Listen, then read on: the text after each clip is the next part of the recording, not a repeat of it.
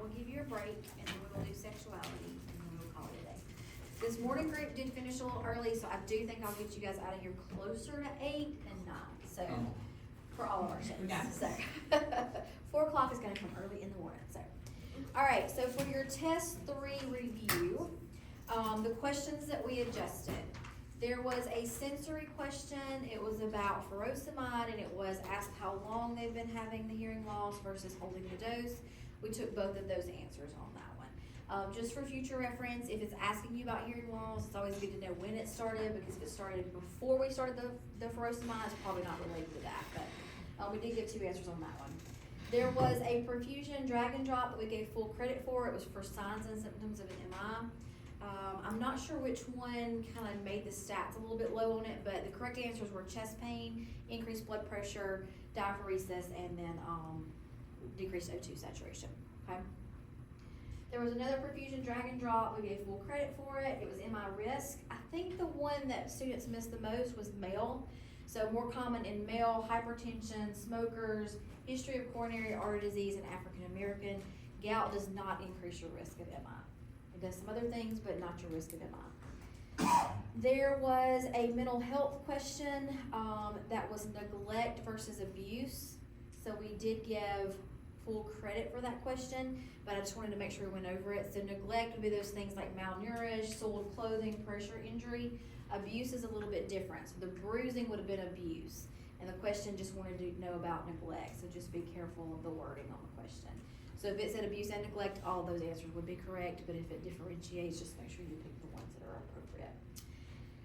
The math, I think y'all did fine on the math. There was the stats on the day cohort were not great, so I hardly ever give full credit for a math question, but I did give full credit for it, because it was a little bit unclear as to what it was asking for the 1 dose or the max dose, so. Some additional topics that the stats were fine on, but I just wanted to make sure that we went over.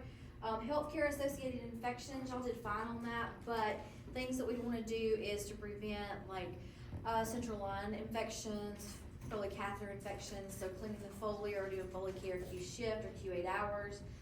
It is standard precautions for HIV patients. TB is of course airborne, and C. diff you're always gonna use soap and water, not hand sanitizer for.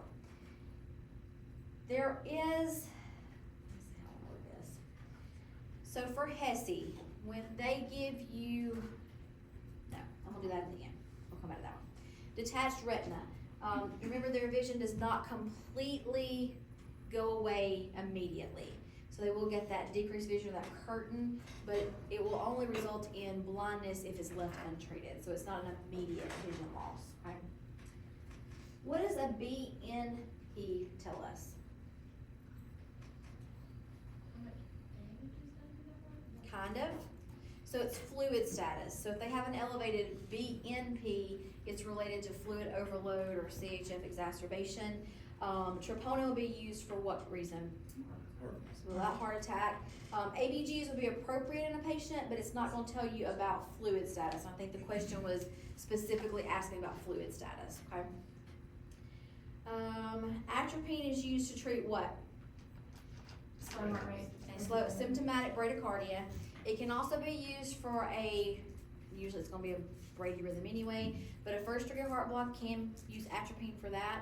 Second, you're probably not going to use atropine, and third, you're definitely not going to use atropine, you're going to pace them. So typically from second on, pacing is the better answer than atropine, okay? Third degree heart block needs what? Pacemaker. So our pacing of some sort, if it's an emergency situation, it could be intravenous pacing in the ER, transcutaneous pacing, but they will ultimately need a pacemaker. With lupus, make sure that when you're teaching them, they need to rest, wear sunscreen, heart healthy diet for that population group. Let's talk about your HESI for just a minute. All right, so the HESI will be 65 questions for the 114. They'll have 2 case studies. Each case study will have 5 to 6 questions embedded into that case study. And then there will be 5 to 10 additional, what we consider next gen questions. Things that you've already kind of been exposed to, like highlighting text or drag and drop. You may have information, but there won't be like a whole set of questions. Yes? Do you have any suggestions for the highlighting text? Because I do terrible at those. Well, I will say, traditionally speaking, speaking, I think it's a little bit easier because instead of it making you highlight 2 certain words, it's almost like when you click it, it highlights the passage, and I think that's easier. So then you don't like miss some of those little nuances, like you didn't put the but in, but then, you know, that kind of thing. So it should be where you have the paragraph, and when you click on it, it's gonna highlight the text, the whole sentence, so there's no like little nuance to it. As far as how to study those, depends on how they're worded, and there's just not, I'm gonna be honest, there's not tons of practice questions on highlighting text, and I don't think you will see tons of those. My guess would be 1 to 2 at most. I don't have any really good things for that. A lot of times it's what is most important or what would support the diagnosis or something like that. So just make sure before you start highlighting that you kind of have in your mind what you're looking for, and I think that helps a little bit, but I don't have any great tips on that, unfortunately, not yet anyway. There's usually a higher percentage of OB, perfusion, and mental health questions on this test, traditionally speaking. I don't know exactly what's on the test, but traditionally those are areas that we've spent more time on in class, so you would expect to see more questions on the HESI. I'm not telling you not to study the other stuff. I'm just saying make sure that you do look over that stuff. One thing that I have noticed on the HESI that I think is worth mentioning when you're studying is a lot of times, like if I was gonna ask you a fetal heart rate tracing question, I would just give you the tracing and you would interpret it. HESI doesn't always do that. They give it to you in word form. So when you're studying, make sure that you can describe what a variable D cell looks like or what an early D cell looks like and that kind of thing. Same thing with EKG tracings. Sometimes they'll give you the tracing and sometimes they'll give you the word forms or what makes up that tracing and want you to interpret it. So when you're studying, that can sometimes throw you off if you did not study that. So like for instance, if it's normal sinus rhythm, it would be normal PR interval, P followed by a tight, nice, narrow QRS with a rate of 60 to 100. Like, it's gonna describe it to you and you're like, oh, that's normal sinus rhythm, or oh, that's bradycardia, or oh, that's this, okay? So just make sure you kinda can walk through that. There is currently for you guys, there's 1 practice test in your adaptive quizzing. I'm gonna get y'all 2 more out there. It's just, if I'm being honest, it's probably gonna be Monday before I get them done. So if y'all, I'm telling all y'all, if there's not 2 additional practice tests that are posted by Monday noonish, somebody needs to send me an email, because I have fallen off the wagon somewhere, okay? My plan for that is for them to be comprehensive, and it'll just be 2 parts of the same test, so there's not so many questions in there. So I'm thinking probably another 200, 220 questions will be posted for you guys as far as practice questions, okay? Do y'all have any questions for me regarding the last test or HESI? Alrighty. Okay, here we go. It is 4:20. Alright, the first thing I'm gonna go over is the rest of your perfusion lecture. The only things that I'm covering is anemia, and then I'm also gonna cover hemophilia, although there's a little bit involved with your anemias, more than you would think. Alright, what does anemia mean to you? Like if I say somebody's anemic, what does that mean? Low H&H. Okay, low H&H, they can have low iron, right? So anemia can have a lot of different causes, and so what we're gonna do today is try to break down the different causes, how we treat each one of them, and how you could kind of interpret some lab work to see what type of anemia they're having, okay? I'm gonna go ahead and mention this now so that when I apply it, it makes sense. So when we look at a CBC, we look at the platelet, the H&H, the RBC, the white blood cell count, but there's all this other goop at the bottom that we never really look at, except for today. Today we're gonna look at it, right? There's only one additional thing I'm gonna pull out, and that is the MCV level. So when you do a CBC, it has a lot of different things, but one of them is known as the MCV, which stands for mean corpuscular volume. It's the size of your red blood cell, okay? So your MCV will tell you if you have a big red blood cell, or a little red blood cell, or just a normal size one. So if your MCV is low, that means that your red blood cell is small. It's microcytic. If it's high, it means it's enlarged, so it is macrocytic. And depending on what your MCV is, it will help to determine what type of deficiency you have or what type of problem you have. So by definition, when we talk about anemia, it's going to be that the blood lacks adequate healthy red blood cells and or decreased ability to carry hemoglobin. The good news is that most of the symptoms that you're gonna see, regardless of the type of anemia, are gonna overlap. Okay? So if you have a patient and they are anemic, what are they likely going to complain of? Fatigue. So I can't really do my activities of daily living, I'm so tired, I'm so fatigued. You could also have shortness of breath, so they could complain of shortness of breath as well. When you assess them, what are some findings that you might have that would be consistent with anemia? They're really pale. Really pale, so they have pallor or they're pale. Mucous membranes will be really pale. One of the easiest ways to tell if somebody's anemic is to pull their eyelid down and see what their inner eye looks like. Someone that is very anemic will have a very white appearing mucous membrane versus that beefy red that it should be. What temperature would their skin likely be if it was gonna be altered? Cold, Cool. What about capillary refill time? slow, Slow, so increased capillary refill time. If there's gonna be a change to their blood pressure, it would likely do what? go down. Probably go down. Heart rate could be either, but the majority of the time it's gonna elevate, because it's a compensatory mechanism. So you could see an elevation in the heart rate. What happened to the O2 sac? Go down. Goes down. And then as far as lab work, the H&H and the RBC would both go down. So regardless of the type of anemia that you have, those are gonna overlap. Those are gonna be seen with all of your different types of anemia. We're just gonna add in the additions to that. Any questions about those? All right, so the first type of anemia that we're gonna talk about is iron deficiency. So you can have deficiency type anemias where they are lacking something in their body or in their diet. The most common one is gonna be iron deficiency. And I know this is gonna be shocking, but this is a lack of iron. A lot of these do come full circle, they're pretty easy. For risk factors for this, they could have blood loss. When you have blood loss, you are gonna have some iron loss, so that can contribute to iron deficiency. You could have a malabsorption disorder, but most of the time with iron, it's gonna be due to decreased intake in the body.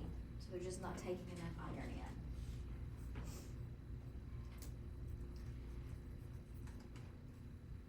So dietary sources of iron are gonna be the things that are really kind of around the periphery of the grocery store, the things that are more expensive, right? Meats are rich in iron, eggs, produce like spinach or broccoli. Apricots, figs are also high in iron, as well as legumes and lentils. So the more expensive things. So if money is a problem, or if maybe perhaps they have a restricted diet, you could definitely get into some issues with iron deficiency for sure. For additional signs and symptoms, they're gonna have all those signs of anemia. The only ones I'm gonna add are gonna be some lab values. This is considered a microcytic anemia, so their MCV level will be low.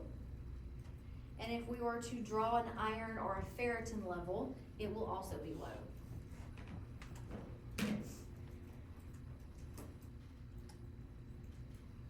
So microcytic, so low MCV, low H&H, low red blood cell count, but also a low ferritin level. I know this is also gonna be shocking, but guess how we treat it? Give them some iron. So you could do increased intake, so you could have a dietary question about which one of the following would be most appropriate, or which one would not be most appropriate, that kind of thing. But you can also take supplementation, so you can take it in pill form. If it is a pill, we typically tell them to take it on an empty stomach with vitamin C, although it can be taken with food because it can upset their stomach. But preferably we would take it on an empty stomach. Vitamin C helps to aid the absorption of it, so taking it with vitamin C is always gonna be a good idea.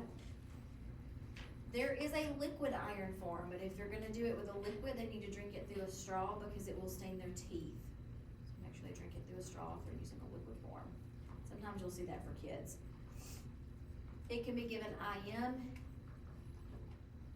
I don't know if y'all talked about this in 112, but there is a specific technique called Z-Track where you don't want it to back up into the sub-Q tissue. So iron is one that we would give in a Z-Track method because it will stain the skin if it comes back up to the top of the skin. There'll be like a little stain there. And it can also be given IV. So if they're given it IV, they typically will do a test dose before the first infusion to make sure they're not gonna have a reaction, and then they will infuse it slowly.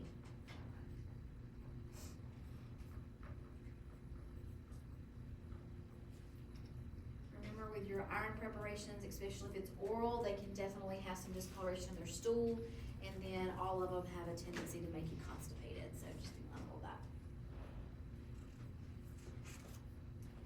Any questions about iron deficiency anemia? Okay, moving on. The next one is B12 deficiency anemia, also known as pernicious anemia. So a little background, there is something in the stomach called intrinsic factor that's produced to help the absorption or to make it more a usable form.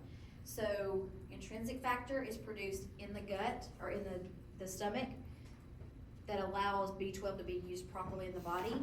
B12 is actually absorbed in the intestine. So those are important to note because that can drastically affect what can cause a B12 deficiency, okay? So, for risk factors, if they've had gastric surgery, we've essentially taken away or decreased their intrinsic factor. If they have intestinal surgery or disease, that can affect the absorption of the B12 because that's where it's absorbed. GERD medications like proton pump inhibitors, H2 receptor blockers like Pepsid can affect the intrinsic factor and lead to a B12 deficiency, as well as seizure medications. Not all of them, but a lot of them.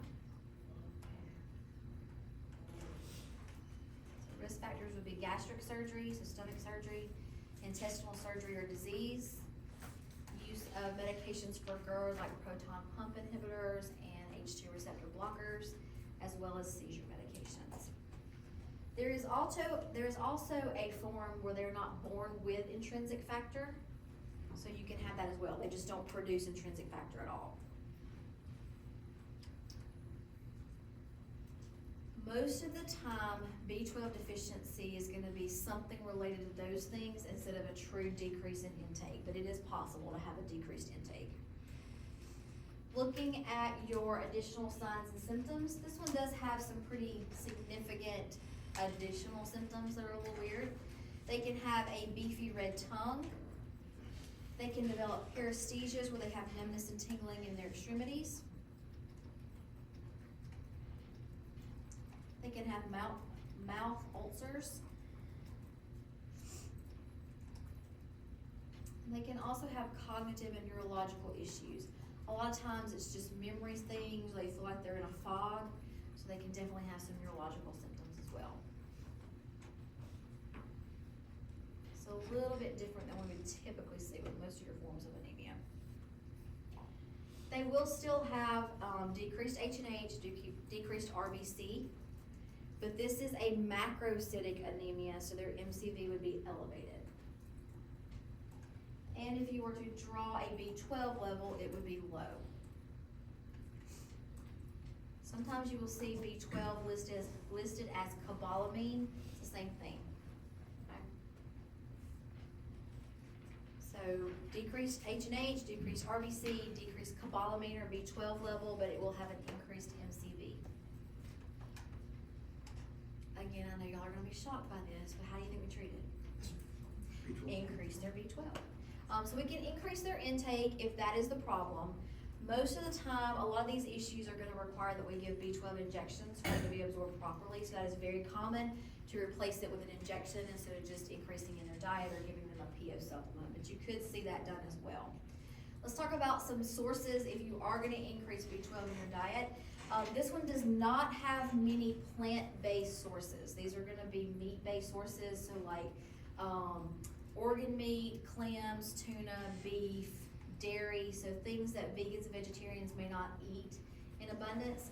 So if you are doing education and they are vegan or vegetarian, you can get B12 in seaweed and in nutritional yeast as well. But most of these are gonna be meat-based sources.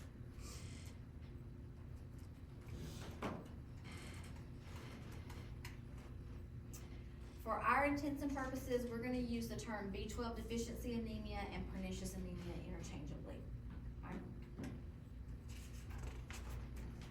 Questions about B12 deficiency anemia? more deficiency anemia to go, folic acid. Alright, folic acid is also B9, so it is a B vitamin as well. So folic acid deficiency anemia is gonna be caused from a decreased level of folate or folic acid. Folic acid is absorbed in the intestine, so if they have intestinal surgery or intestinal disease, that can decrease the absorption of folate or folic acid. In addition, there's a new kind of research study that says seizure medications can decrease the amount of circulating folic acid by up to 90%.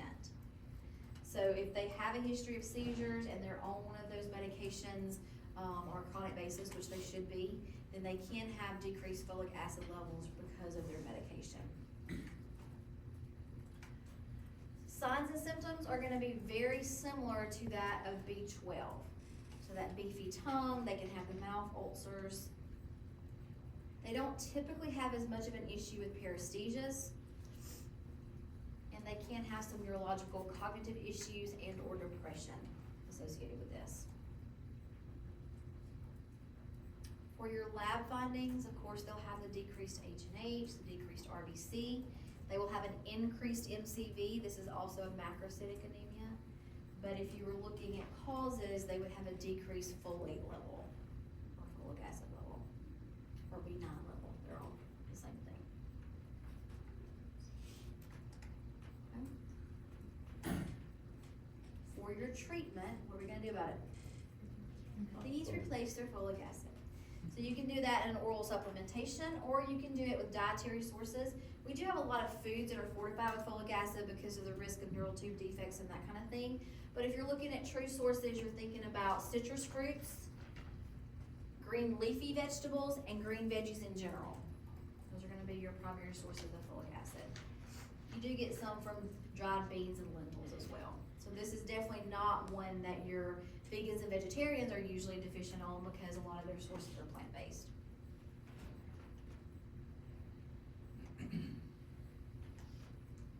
Okay, so far we've talked about 3 types of deficiency anemia. What are they? B12. B12, B9. B9, and iron. Okay, which one of those is microcytic? Iron. Okay, which 2 are macrocytic? Folic and B12. Okay, which ones do you shop the periphery of the grocery store for? B12. And B12 and iron. Iron for sure, because meats and stuff are kind of on the periphery as well. For your folic acid, those are gonna be from what sources? Vegetables and fruit. Vegetables, so think green veggies, green leafy veggies, and your citrus fruits. Okay. Alright, I would be not doing you good service if I didn't go over blood loss anemia, because it'll kind of pull back in some of the content y'all already had. So you can have anemia just from, spilling blood out on the floor, keeps it not in your body, which makes it not be able to be used. You can have blood loss anemia, which is gonna be true volume loss.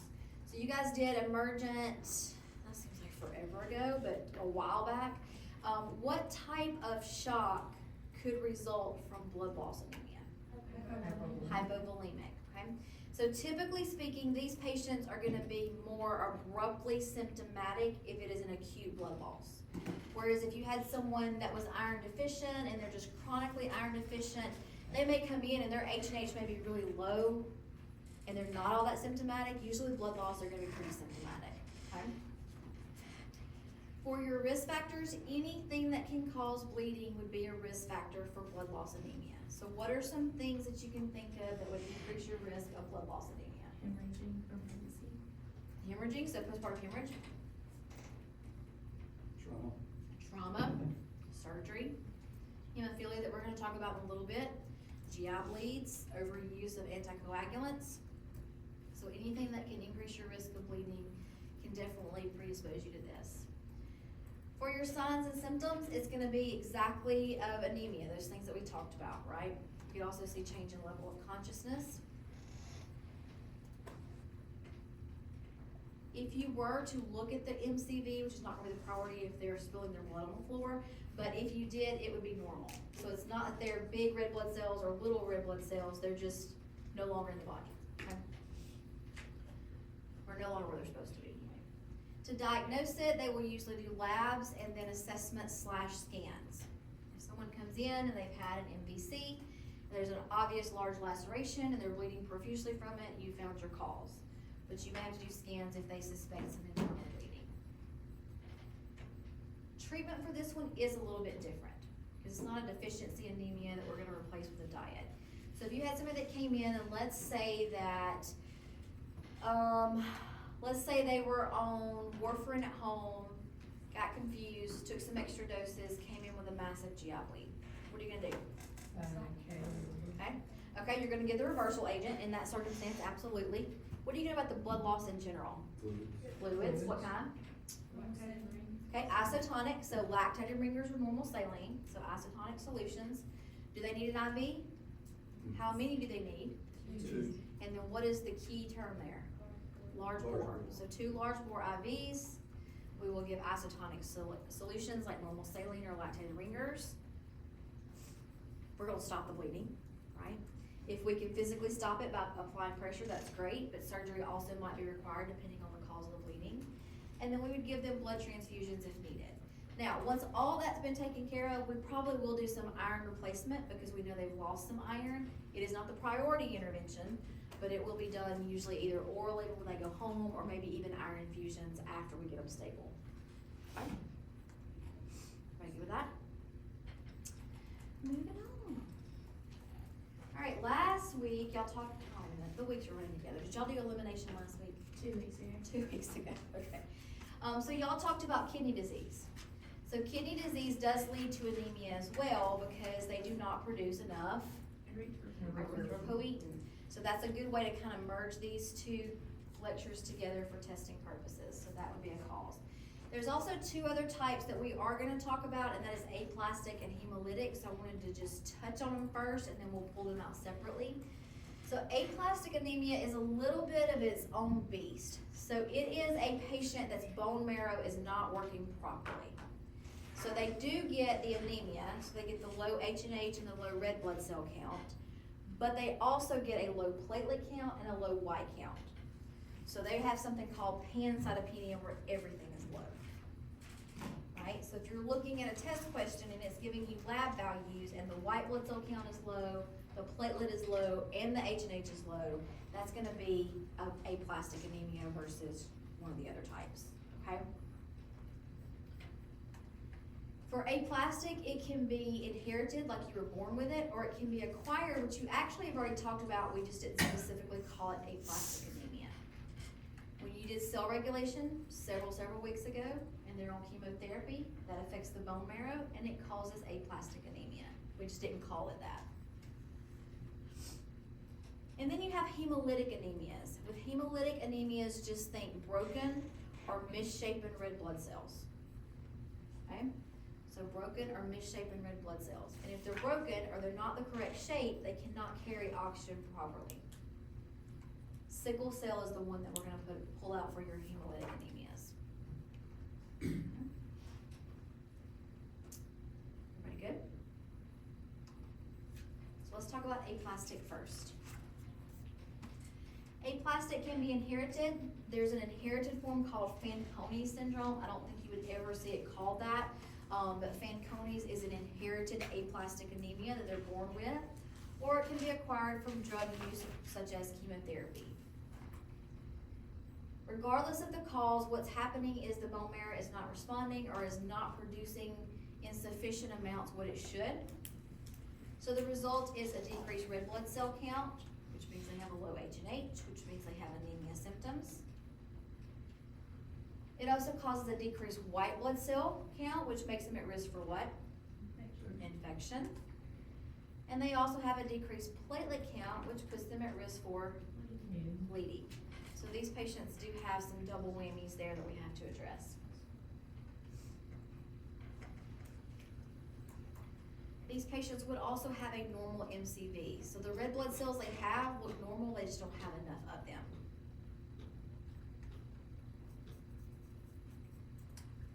Diagnosis is usually made by history and then looking at their lab work. We could potentially see a bone marrow biopsy done in certain circumstances. That's not usually required, but it could be. Labs we've already talked about. And then treatments, I'm just gonna kind of give you the very bare bones of what you If it is a drug-induced aplastic anemia like with chemotherapy, it may be where we have to delay their chemotherapy until their body recovers a little bit and then restart it. Or once they finish chemotherapy, we would monitor them to make sure that their body started to produce normally, right? So it could be removing the toxin or removing the cause. These patients may require frequent blood transfusions. If this is some type of autoimmune response, then you could see them on immunosuppressants because it is being caused by an autoimmune component. So if something's causing that, you could potentially see the use of immunosuppressants in that specific circumstance. They will sometimes give corticosteroids in high doses to help increase the platelet count and the white blood cell count. You could give what to increase the red blood cell production? Same thing we use for kidney failure. You could give them erythropoietin. Right, so you could give them erythropoietin. And there is an injection called Neupogen that helps to stimulate bone marrow to produce white blood cells. So you could also do that. So you're essentially taking the components that they have and trying to correct each one. Okay. Don't think you'll see tons of questions on aplastic anemia, but if you ever see it in whatever form, whether it's drug-induced or whatever, you should be able to answer questions on it. Okay? So decrease the risk of infection, no sick contacts, all those things, make sure that they monitor for bleeding, and then of course treat the anemia as well.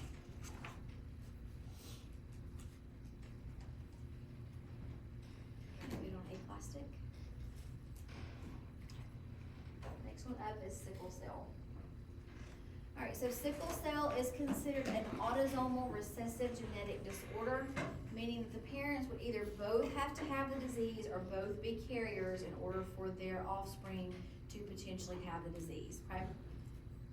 If mom is a carrier and dad is not, the child could be a carrier but would not have full-blown sickle cell. The problem with sickle cell is that when their red blood cells start to sickle, they don't have a very long lifespan, so they run through their red blood cells much quicker. And because they're misshapen and moon-shaped, they also don't carry oxygen efficiently. And they're stiff and sticky, so they get stuck in places they don't need to be getting stuck in, okay? So the lifespan of the RBC is decreased, they don't carry oxygen as well, and they're also kind of misshapen, so they're stiff and sticky and can get lodged in places they don't need to. Biggest risk factor we're going to see is ethnicity. So African Americans are going to be at higher risk, along with your Middle Eastern and Asian descent patients and your Caribbean descent patients as well.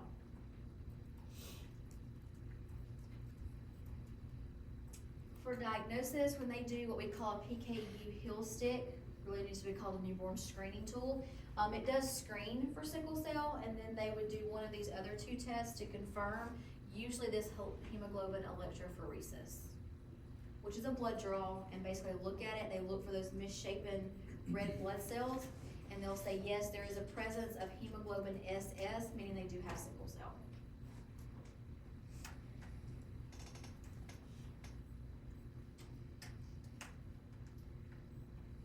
Ready to go with that? So what are your signs and symptoms? They're gonna have those traditional symptoms of anemia that we've already talked about. But they do have some additional ones specifically related to how these red blood cells react in the body. So they do have an increased risk of infection because usually by the time they enter school age, their spleen is no longer functioning. So if you think about these red blood cells and the spleen has to filter all this stuff and it's having to filter all these red blood cells because their lifespan is so short, their spleen can get congested, for lack of a better way to put it, so it becomes non-functioning. So the reason for their increased risk of infection is because they don't have a functioning spleen. So usually by the time they go to school, you know, and they're around all these other kids with all these nasty germs, their spleen does not work properly. They also have a much higher risk of clots because again, those misshapen red blood cells are gonna be sticky and they can go places they're not supposed to.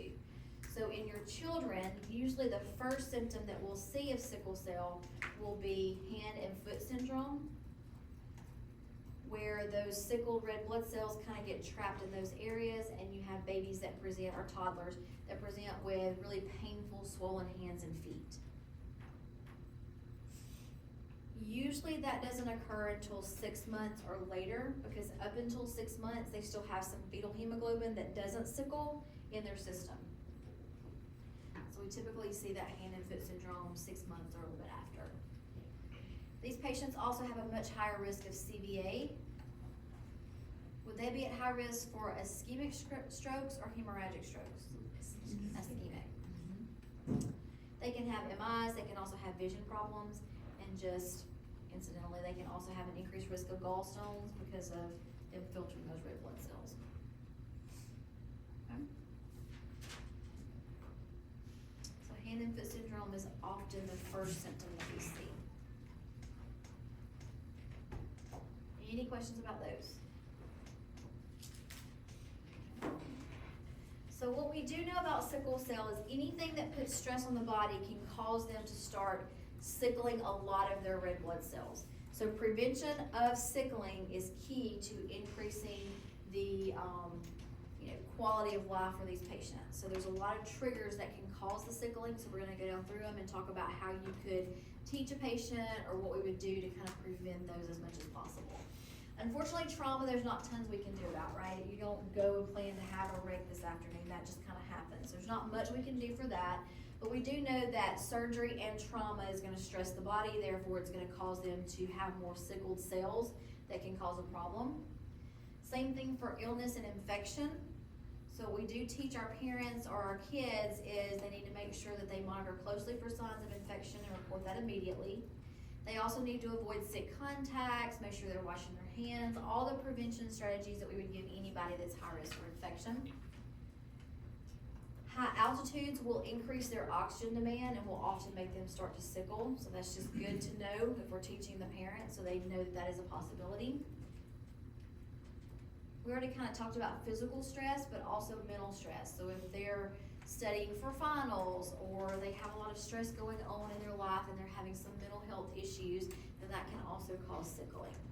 So coping strategies, meditation, things to prevent stress, exercise, that kind of thing is good for them. How do you think dehydration plays into getting us into trouble if they have sickle cells? Perfusion, like it's not, the body's not moving, the cells are sticky. So if they're really dehydrated, I hate to say their blood's thicker, but it kind of is, right? There's not as much volume, so it makes those sickled cells easier to get stuck and clumped together. So if dehydration is the trigger, then what is the teaching we provide? Make sure you stay good and hydrated. So if you ever get a chance to go to the sickle cell camp, I know some of y'all, did somebody go to the diabetic camp? Okay. They also run a hemophilia sickle cell camp, and it's like you can tell which kids are the sickle sellers because they're pulling a cooler behind and they're like, here's your water, here's your water, here's your Gatorade. We're in Alabama in the South, here's some Gatorade, because they're trying to keep them nice and hydrated. Fever is going to increase metabolic demand on the body as well and can cause them to sickle. Also, it's usually triggered by infection, so twofold there. Exercise can cause dehydration. So we need to make sure that, yes, we want them to exercise, but it's very important that they stay hydrated while they do so.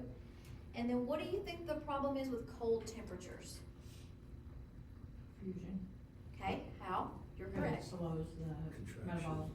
It vasoconstricts, right? So if you have a smaller chamber for those sickle cells to go through, they're gonna clump more easily. So we do wanna also avoid cold temperatures because that's gonna cause them to vasoconstrict, which can lead to problems with clumping of those sickled cells, okay? Any questions about the triggers? This next slide looks like a lot, just bear with me. I'm gonna limit it down, we're gonna go right on along. This is the one you need to know, okay? I'm gonna mention the others ever so briefly. If they were to get into a pattern where they are sickling a lot of cells, they could also have a symptom of jaundice. So if you have a patient that has sickle cell that comes in with jaundice, that's probably because they are sickling a ton of cells because something has happened, okay? That's all you need to know about that one. Aplastic, we've already talked about aplastic anemia. That's all you need to know about that one.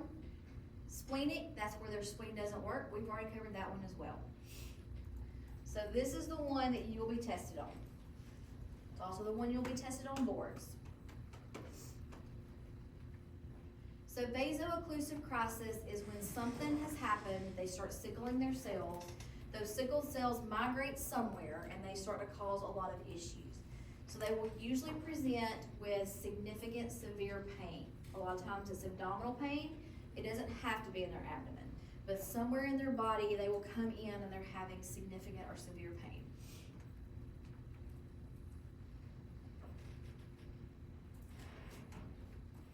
This is probably, if you've ever had a sickle cell patient in the hospital, this is why they were admitted, because they were in sickle cell crisis. Okay? Treatment for vaso-occlusive or sickle cell crisis is gonna be hydration, usually IV, pain control with narcotics, sometimes they're even on a PCA pump. We're gonna support their oxygen levels, so they're usually gonna be on oxygen. We're gonna keep them as comfortable as possible, so that may mean positioning to avoid strain on joints and that kind of thing. And then if they are significantly anemic, they may even transfuse them. So hydration, pain control, support their oxygen, so usually they're on oxygen. Provide comfort measures for positioning, because a lot of times it could be their knees or their elbows, so some type of positioning, and then transfuse them if needed.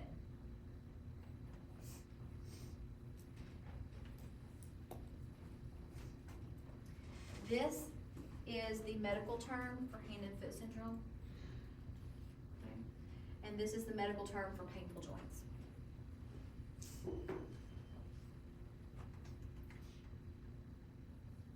There's two medications that you do need to know for your sickle cell patients. The first one is hydroxyurea.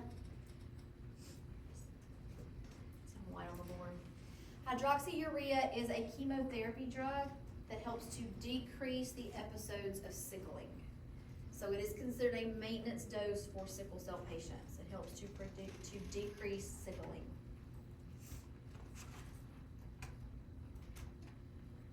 Because it is technically a chemotherapy drug, you do have to monitor for bone marrow suppression, so signs of aplastic anemia. And it is metabolized by the liver, so you also need to make sure that you monitor AST and ALT levels.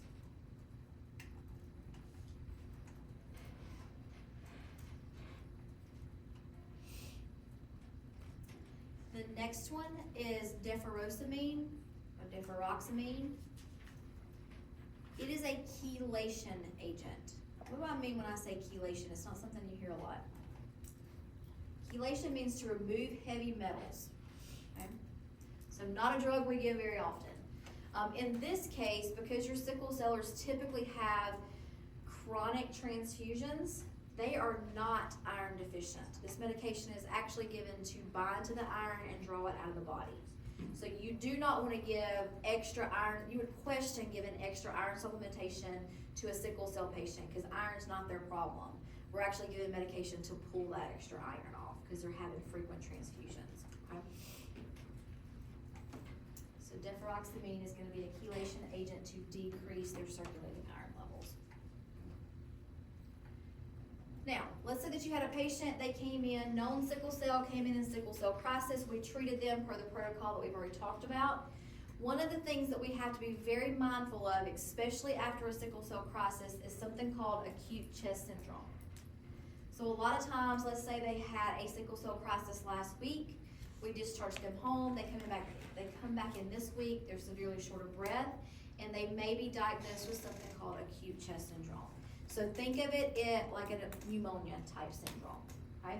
It can be life-threatening for these patients. So we always want to make sure that we are very mindful of that if they've had a recent sickle cell crisis. So typically they will present with fever, chest pain, cough. They typically will have a low oxygen saturation. Of course, we're going to do a chest x-ray because that's the least invasive procedure that we can do to kind of look at the lungs. And it will usually show infiltrates on the lung basis. And you're going to treat it like you would treat somebody that came in with pneumonia. So you're going to provide respiratory support whatever that may be, anything from nasal cannula all the way up to, anything else that we need to do like intubation. You're gonna give them antibiotics. Of course, we do wanna be mindful of their pain. We typically also give them bronchodilators. So you're essentially gonna treat it like you would treat pneumonia, just a severe case of it.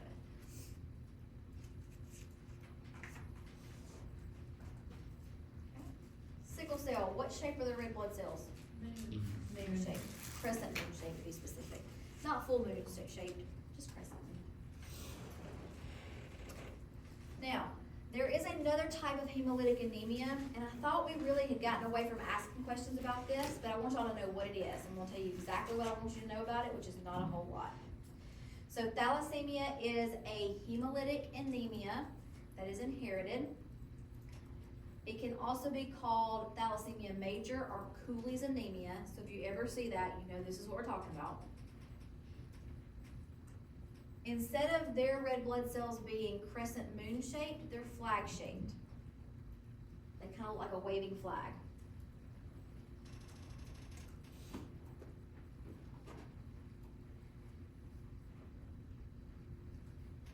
These patients are usually severely anemic, so much so their body tries to compensate for that, and it actually causes the bone marrow to increase in size in their face, so they have a really strange appearance to their face.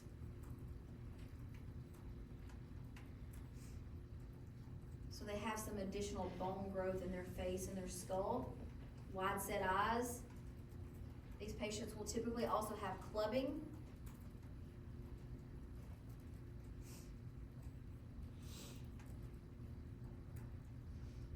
Treatment is similar to sickle cell, but I'm just gonna leave it at that.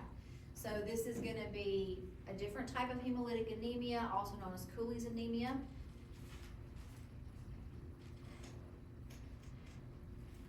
They usually have severe anemia that results in clubbing and changes to the bony structure of their face and skull.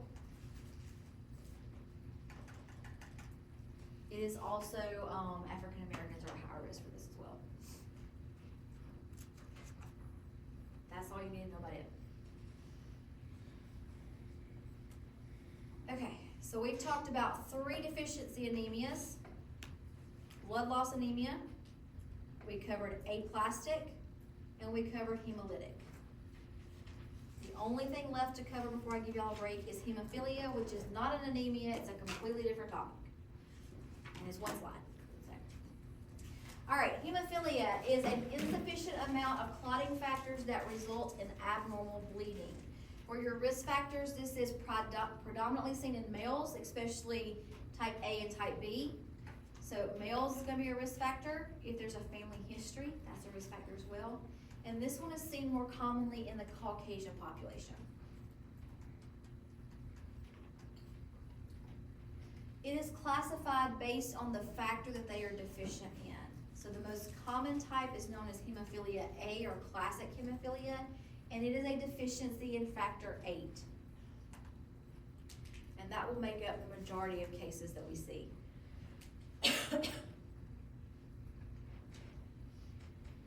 Hemophilia B is a deficiency in factor 9. And then von Willebrand's disease or von Willebrand syndrome is going to be a deficiency in von Willebrand's factor as well as factor 8. Now, I said this is predominantly seen in males. The variant that we do sometimes see in female is the von Willebrand's. You will sometimes see that. Also, know that y'all are going to be shocked by this, but the primary symptom that we see of hemophilia is bleeding. Now, you can get creative, right? So they could have nosebleeds, bleeding gum, blood in their urine, blood in their stool. One of the common things that we see is they have excessive bleeding from an injury that just didn't look that bad, right? They slip, they fell, what would normally kind of be just a skint place for somebody, it just won't stop bleeding. So, bleeding that is not consistent with the injury is bleeding more than we would expect. They also tend to bleed into their joints, which is known as hemiarthrosis. So they can have painful joints because you may not be able to see the blood loss from the outside, but they may be bleeding into that joint. For your diagnosis, it's typically gonna be, the first thing they would do would be clotting studies. And what you would typically see is an elevated PTT level with no known cause, right? So we expect the PTT level to elevate if they're on heparin. But if you have an 8-year-old that's not on heparin and their PTT level is really high, then hemophilia has to be one of the things that we need to rule out. So elevated PTT level, they typically have a normal PT level, and unless there's active bleeding, they tend to have a normal H&H and platelet count. Now, of course, if they start bleeding, that's gonna go out the window and you can see those drop. But without bleeding, they typically have a normal PT, a normal H&H, and a normal platelet count with an elevated PTT level, okay? For your final diagnosis, they would do a factor assay, so they would determine what clotting factor they're deficient in, and that would give them the diagnosis of A, B, or von Willebrand's. For your treatment, the biggest thing is to prevent injury and bleeding. So, what would we do for a kid to prevent injury and bleeding? What sport do we not want them doing? Football's probably not the best choice, yeah. Maybe join the swim team, right? So you wanna put them in activities that are gonna lessen their risk of bleeding, but it also means that you have a 6-year-old that wants to ride his bike, it means that you're gonna need to do what? These are the ones that definitely need the elbow pads and the knee pads and the helmet, because if they do fall and they hit their head, they're gonna be at much higher risk of bleeding, right? What kind of stroke would they be at risk for? Hemorrhagic or ischemic? Hemorrhagic, okay? So avoid injury, protect them, keep them safe. And then what we usually do is once they receive a diagnosis, they will do prophylactic factor replacement several times a week. So it's basically like, here's your factor replacement, so if you fall on the playground, hopefully things will go well, okay? So prophylactic factor replacement. And they usually do that several times a week.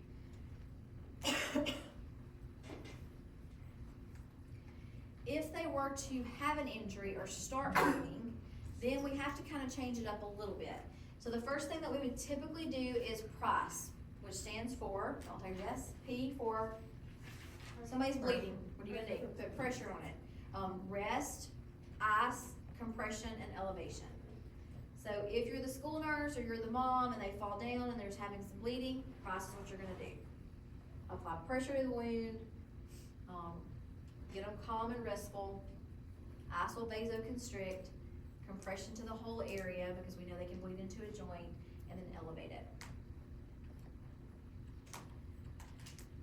Now, obviously, if this was a major bleed, then you're gonna have to do some additional things. So if they came in and they've had a car wreck and they're having a lot of bleeding, then you're gonna look at making sure that we get a large bore IV, we give them fluids, we transfuse them, we do factor replacement with whatever factor they're missing. And in a pinch, we can sometimes use a drug called desmopressin. Well, let me talk about when you would use it, when you would not. So desmopressin causes the body to release the von Willebrand factor and factor 8 that they have available. So we don't use desmopressin if they're known hemophilic type B. It won't work, okay? It also typically doesn't work well if they have severe type A, but I'm gonna say we can use it for mild type A or von Willebrand's disease. So it causes the body to release the factor 8 and the von Willebrand factor that it has on board.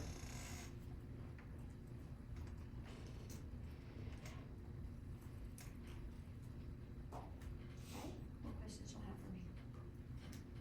It is 5:09. Y'all are gonna take about a 10-minute break. We're gonna come back and do a few little situational things and then we'll start.